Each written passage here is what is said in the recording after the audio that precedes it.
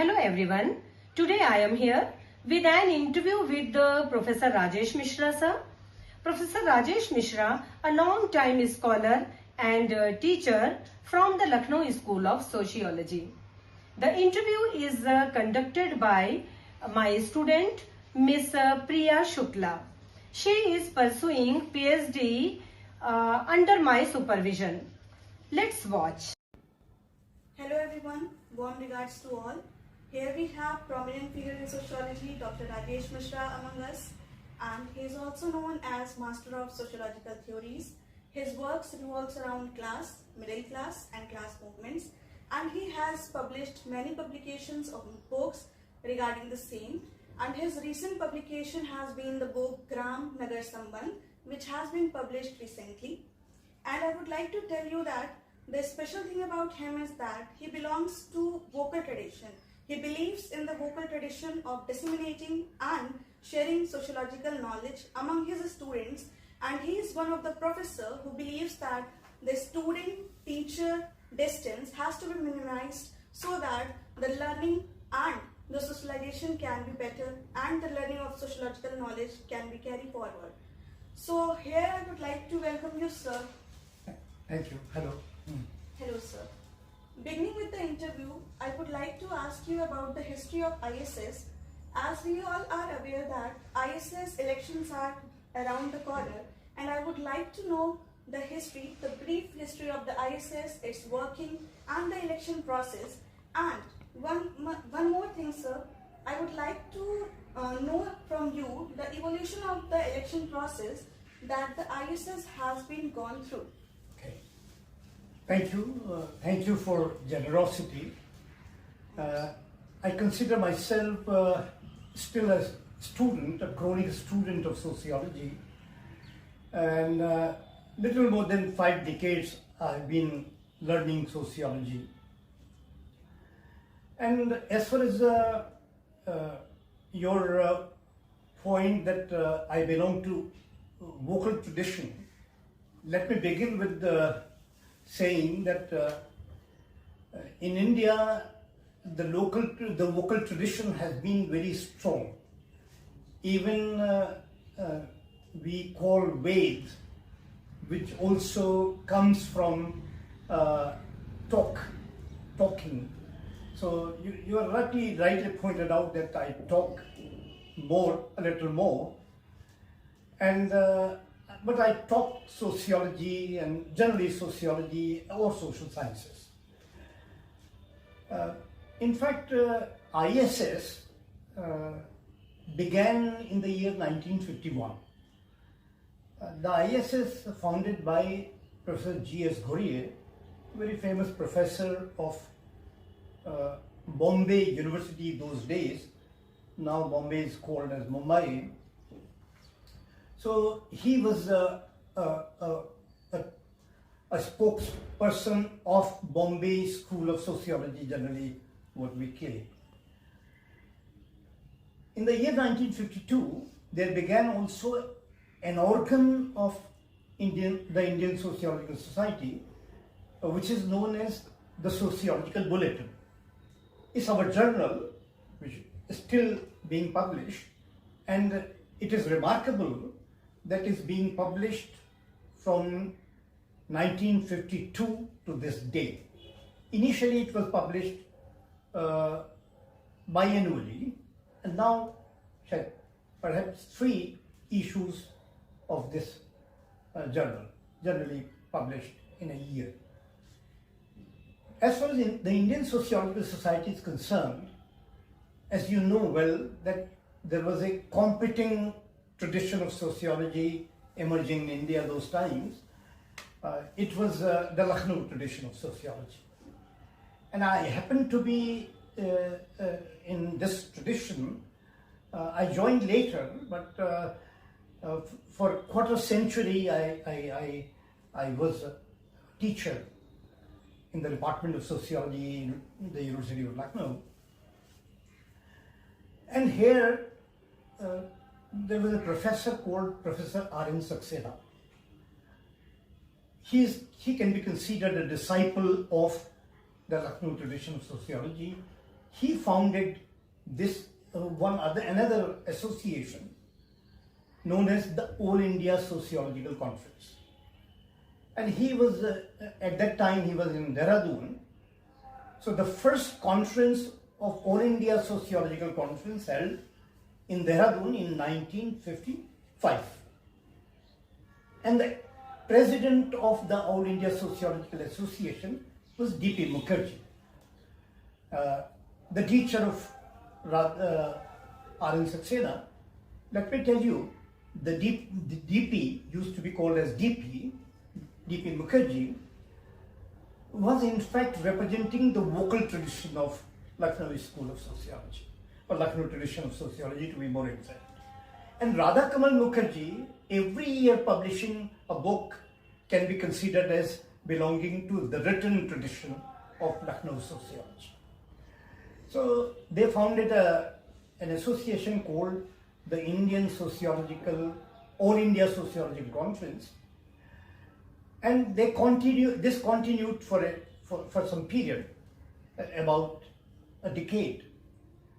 But because there was a competition between these two, one the Indian Sociological Society, another the All India Sociological Conference, some scholars tried to merge these two associations.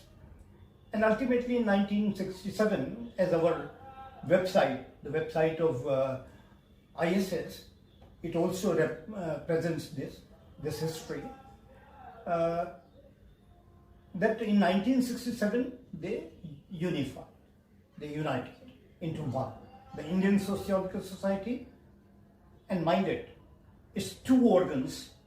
One is the Sociological Bulletin and another All India Sociological Conference. And there onwards, All India Sociological Conference was held every 2 years. Later on, every year it has started happening. So this is in brief the history, but let me point out one more thing which may be interesting, that the efforts of organizing students of sociology, researchers of sociology, and teachers of sociology began very early in Indian sociology. In the year 1922, in the month of August 1922, mind it, more than 100 years old,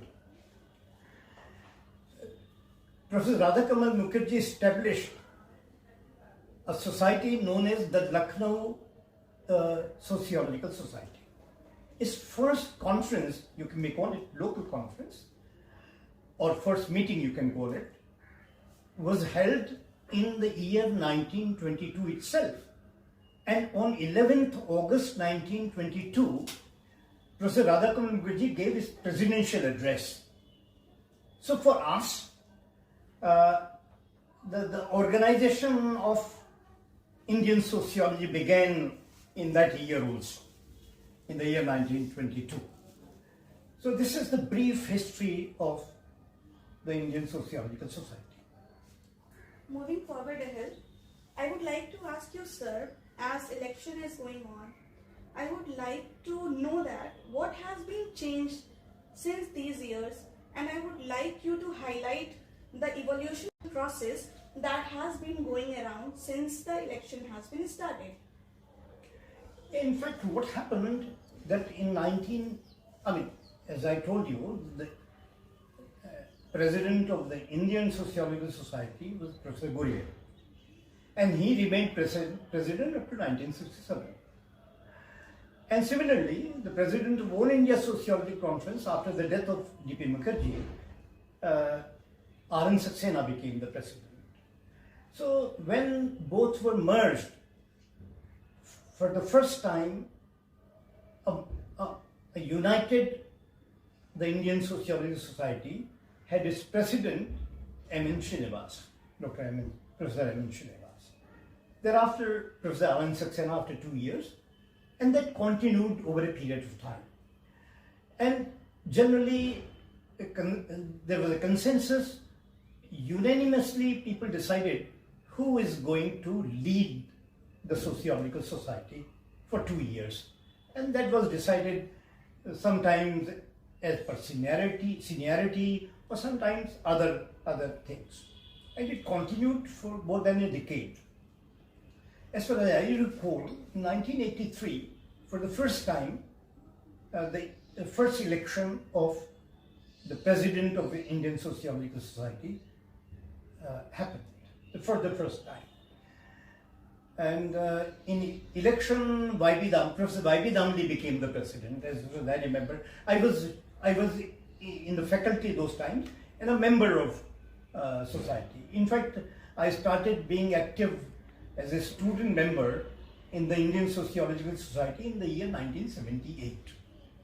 And in the same year, in the 1978, quite early, in Varanasi, there was an effort to found another sociological society, Uttar Pradesh Samaj Shastra Parishad. The name was this. And the first conference held in Varanasi, I attended that conference too. And then election started. After that election, people again started deciding unanimously who is going to be the president of Indian Sociological Society on the basis of scholarship, seniority and other factors. But later on, perhaps once election was held, I remembered in 1997, perhaps I remember rightly, or 1996, these months, October, November, election was held to the president, and this was mentioned by Professor Umman in his recent paper in the Sociological Bulletin, that he became the president after fighting an election. Let me tell you, which he mentions, that in that election, because you know, a graduate of somewhere from University of UP, he contested against TQ Professor Umman. So thereafter, elections started. Once or twice, there were consensus, otherwise elections are being held every time. Okay, sir. Moving ahead, I would like you to ask that you have been a great advocate for the vocal tradition of disseminating sociological knowledge. And as we all know that the current environment in our sociological society is different from what you have been advocating since ages.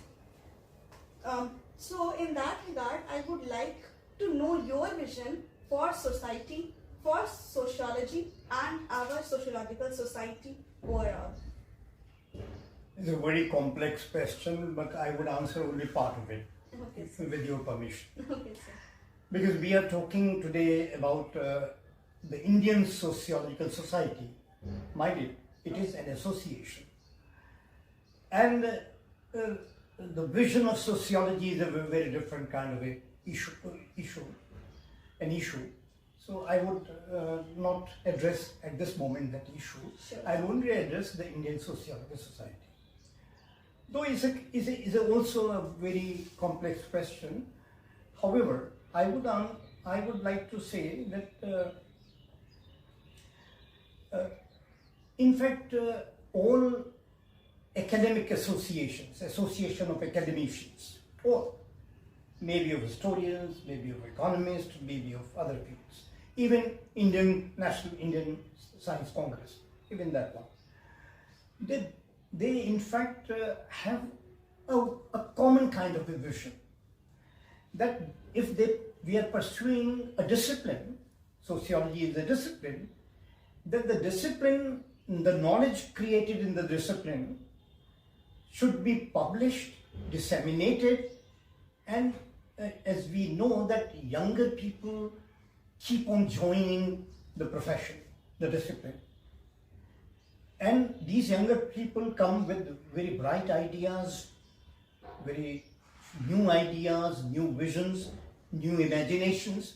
So our one responsibility of the Indian Sociological Society is to give them platforms of expressions, also of opportunities to share their knowledge, what they have been doing, and also how it can be published and can be disseminated to others. That is one reason. And this is the part of vision of any discipline association. I remember when in the American Sociological Association was founded in the 19th century. In the later decade of 19th century, Albion Small, he became perhaps the first president, as far as I remember. It is correct, as far as I remember. And they started publishing a journal later on, the Journal of American Sociology. So generally, a sociological an association of academicians, they start publishing a journal which becomes the organ. And I said that another organ is the conference, where people debate, dialogue, their new researches, and they get enlightened by comments, and particularly comments of seniors. So my vision is that the Indian Sociological Society, as our founding fathers also suggested, should give opportunity to all kinds of people, the young generation, the middle career sociologists, and the senior one. Provide them platforms where they can talk sociology, they can write sociology, publish sociology, they can disseminate sociology. That is the main function. And lastly, because we are a very complex society, a highly diverse society, so I would also emphasize the point that we speak so many languages, and we have many national languages and very strong traditions of languages in our society.